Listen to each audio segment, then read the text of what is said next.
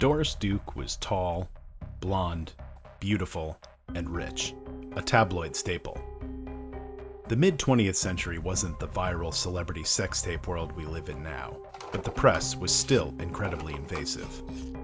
So when news broke that Doris, this famous socialite from one of America's richest families, might have intentionally killed her best friend, the public geared up for the trial of the century. Justice would be swift for Doris, they thought, but they would be wrong.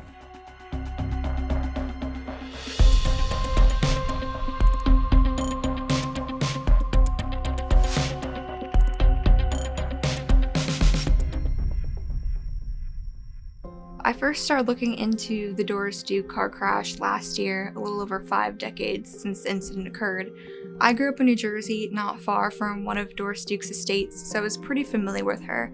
Doris Duke is known for her philanthropy. She's given a lot of money away to charity, she has all these foundations in her name, but there's all this mystery around her. She was so much of a recluse, and she really liked her privacy, so people are always drawn to her and to know more because she was so tucked away from society. In a way, she was a reluctant public figure who did not like to be in the limelight, but again, she was drawn into the limelight because at the time she was one of the richest women in the world.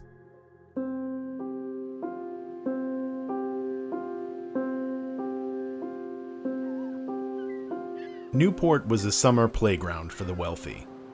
Duke loved the peace and privacy, and it wasn't surprising that she enjoyed Octobers there when the summer homes were left vacant as tourists returned to the city. She lived somewhat anonymously, tucked away in her property as she liked. She spent years there before the accident, which wouldn't happen until she turned 53. She was settled down as much as a person of her celebrity could be.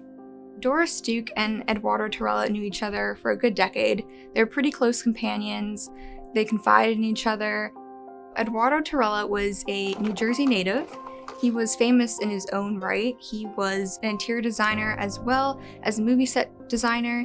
Eduardo was also her artistic curator, and he helped design her homes on her many estates, so she trusted him and really sought his advice when designing her homes.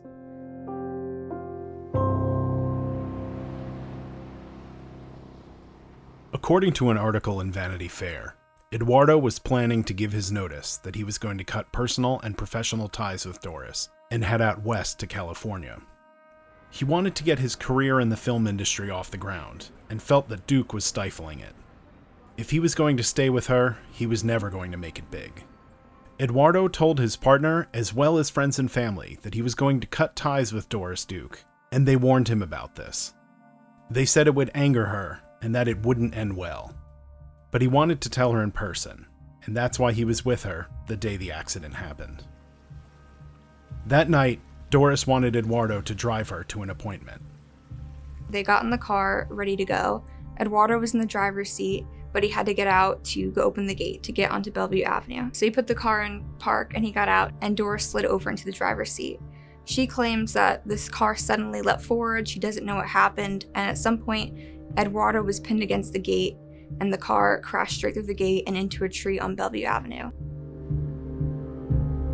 Doris was found in a fog, wandering around. She was bleeding from head wounds, and she didn't know what happened, and Eduardo was found under the back of the car, crushed.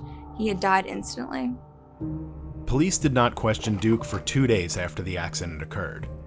Why did officials wait 48 hours to question the only witness of Eduardo Tirella's last moments?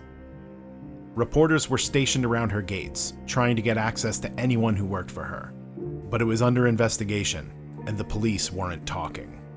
Not even a little over a week after this incident occurred, she was donating money left and right.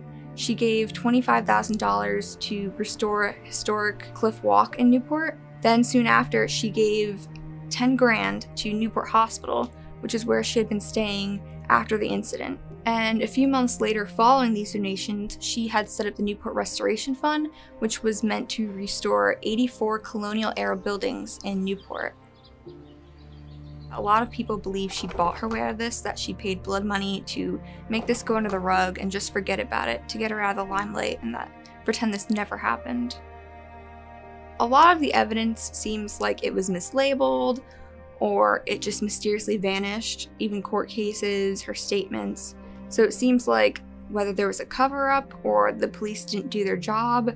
There was a lack of accountability at the time, and that's what makes it so much harder to dive into this case and find out what truly happened. The official conclusion of the investigation was that Tirella's death was not intentional. Rather, it was just an unfortunate accident. But the Tirellas maintained that Doris Duke intentionally and deliberately ran over Eduardo. They filed a suit against her in 1967, seeking $1.25 million. For years, the case dragged on, and 5 years after the incident, Doris Duke was found guilty of negligence and ordered to pay the family $75,000. The fact that Eduardo was such her close friend, why wouldn't she want to help them out and be there for them at this time? She caused the death of her friend. The story of the car crash incident pretty much was a bloodstain on Doris Duke's legacy. While she did a lot of great philanthropy and she donated a lot of money and she really did help people, this just couldn't go away. This was on her record forever. People couldn't stop talking about it. And while she was a recluse early on and into her later years especially, people were still curious what really did happen. Well, the only person who actually knows what happened is Doris Duke, and she took that secret right to her grave.